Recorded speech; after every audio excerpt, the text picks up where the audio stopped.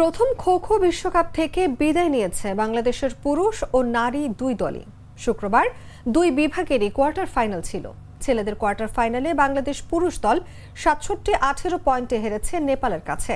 মেয়েরা কোয়ার্টার ফাইনালে ভারতের কাছে হেরেছে ১০৯-১৬ পয়েন্টে। এক কথায় কোনো বিভাগের কোয়ার্টার ফাইনালে প্রতিপক্ষের কাছে পাত্তা পায়নি বাংলাদেশ। সেমিফাইনালে ওঠা লড়াইয়ে সবচেয়ে শক্ত দুই দলই বাংলাদেশের প্রতিপক্ষ হওয়ায় কোয়ার্টার ফাইনাল থেকে বিদায়ের শঙ্কা তৈরি হয়েছেও তাই। ভারতের দিল্লিতে চলমান প্রথম খো খো বিশ্বকাপে বাংলাদেশ এখন দর্শক। ধারণা করা হচ্ছে দুই বিভাগের শিরোপার লড়াই হতে পারে ভারত ও নেপালের মধ্যে। মেয়েদের বিভাগে দক্ষিণ এশিয়ার এই দুই দল সেমিফাইনালে উঠেছে। ফাইনালে ওঠার লড়াইয়ে ভারতের প্রতিপক্ষ দক্ষিণ আফ্রিকা ও নেপালের প্রতিপক্ষ উগান্ডা।